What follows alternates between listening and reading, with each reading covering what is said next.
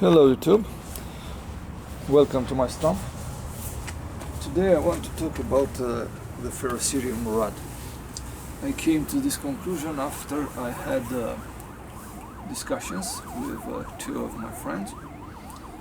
One of them is mountain hiking passionate. He travels ultralight, and he told me that he had a hiccup, a problem,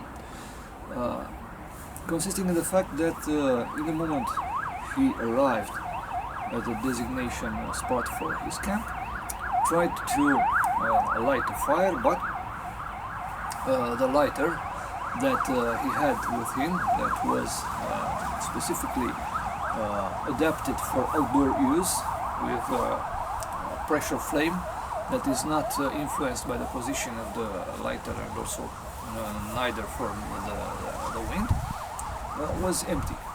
The gas tank was empty accidentally. So he barely managed to start a fire with some matches that were partially wet and so on, and he had very big emotions because he risked night in wet condition in the mountains and the temperature that was not very high, so not a pleasant night. The other discussion I had with a friend of mine that have a boy, and the boy starts to learn the ABC of bushcraft. So he wanted to buy a ferro rod to his son, and asked me what ferro rod is best. He prospected the market and came to the conclusion that a ferro rod advertised to have 12,000 utilization is the best for the use of a child. Well, I disagree, but I explain why later in this movie. So this movie is for the beginners, and I try to make a difference between different ferro rods, and in the same time to understand, make the person who watch understand why is better kind of ferro rod, why is best suited for other person another kind of ferro rod. So first of all, let me show you my ferro rod. I have here this one. This is the biggest. This is the behemoth. Also I have this one, that is my first. It is used, as you can see. I don't know what company makes it. I have here Fire Flash and probably the Kingdom of Sweden on the other side. And then I have different ferro rods that came with some knife that I bought. And I have here a ferro rod from Joker. This one is from Buck. This is a little complicated because we have also a whistle. Not very useful in my opinion. This one is from Mora. I have one also from Utafors. And in the same time I have this one, this little one, who is from Ganzo, and came with an axe. And I also have this one, who is nameless. I don't know what company makes it, but I like it. This one is a Chinese. And I have also these contraptions that in my opinion is pretty interesting. If we unscrew it, we found the ferro rod. If unscrew this other part, we have a striker. The striker has a pretty acceptable handle and can can help us obtain some sparks. Not bad. So it's a good thing. I can see here this gasket. I don't know why. I not very upset if my ferro rod will get wet because the ferro rod has this property that can be used even if it is wet. So first of all, I will put aside the ferro rods that are not used because they are protected with this layer of, I don't know, protective paint, and I don't want to spoil it because I don't want to for them to rust. Here, this one, this Chinese one, I store it wet, and you can see the water eat some parts of the ferrocerium rod. Now this is my bad, and I try to avoid this kind of thing.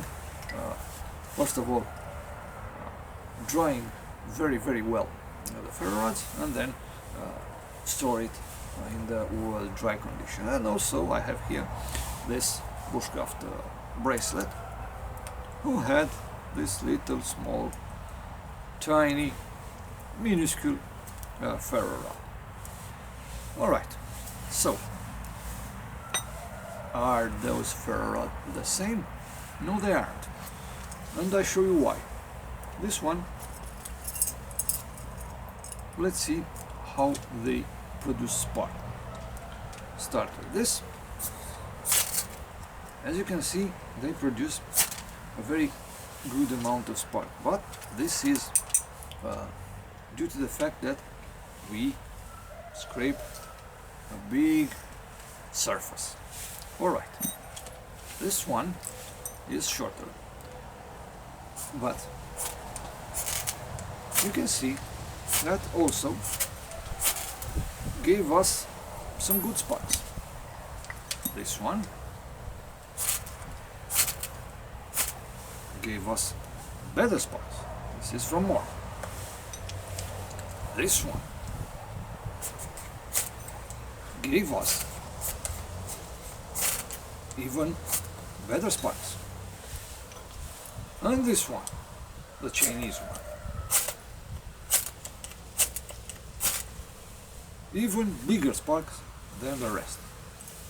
Why is that? Because the composition of the ferrocerium rods is different. This one and this one are tougher, are harder.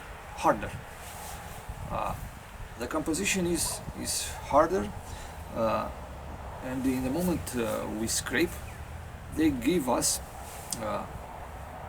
a smaller amount of material that ignite. Those one give us a bigger material.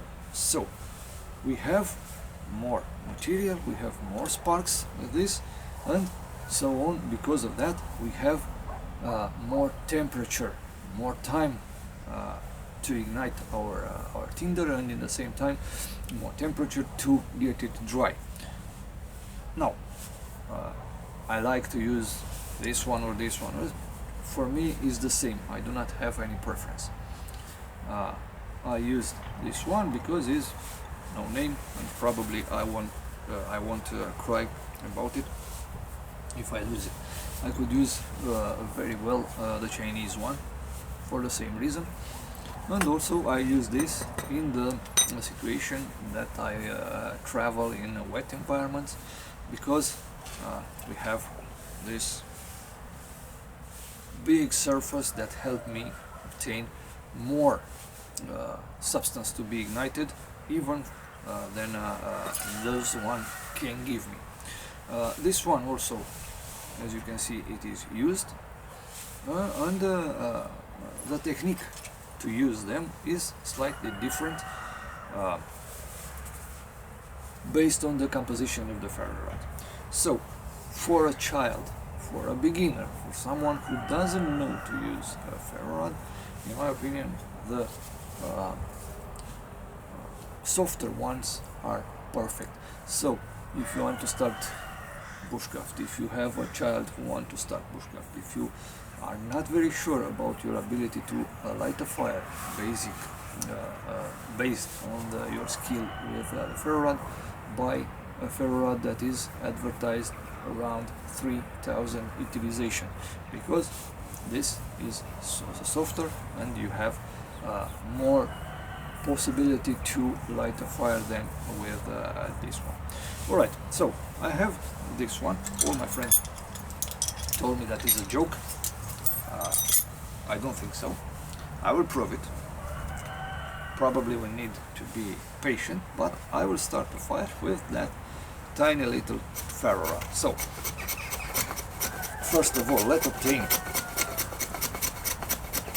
some fatwood dust, and after that let's try to ignite it with that joke of a ferro rod.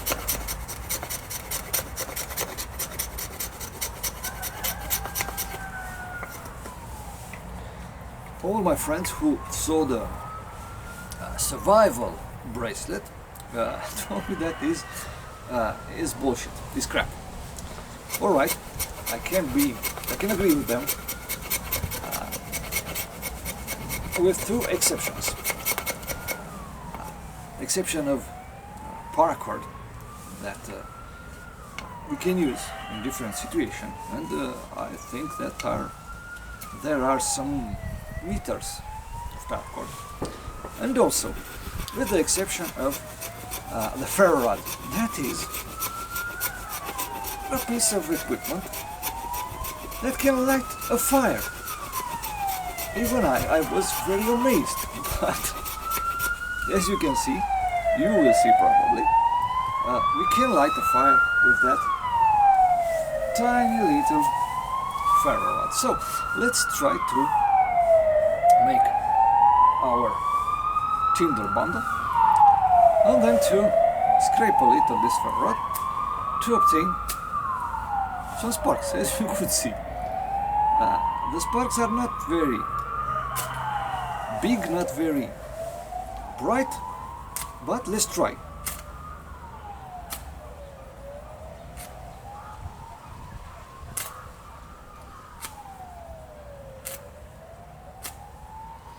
The trick is that our sparks could land directly on our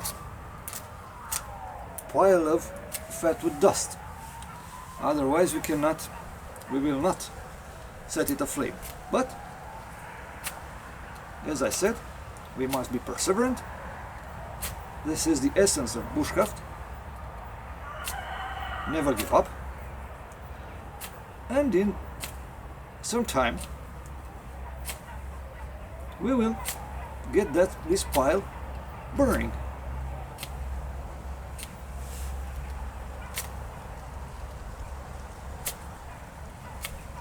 The problem is that the amount of sparks is very, very little. So if they do not land exactly on our pile of fatwood, will not ignite our. This was close. Let's try again. And now we have fire with this little tiny puny ferro rod. So I now believe that if one of you don't believe that the ferro rod is the best way to make a fire, that convinced him. I use that little ferro rod, as you could see, to show the possibilities of the ferro rod to my friends, or to people that are not very confident in the possibility to obtain a fire with a ferro rod. So this is more a challenge to those persons, and if I can obtain a fire with this, surely he could do it with this one. So this is all for today. I hope it was entertaining, and I wish a good weekend to you all.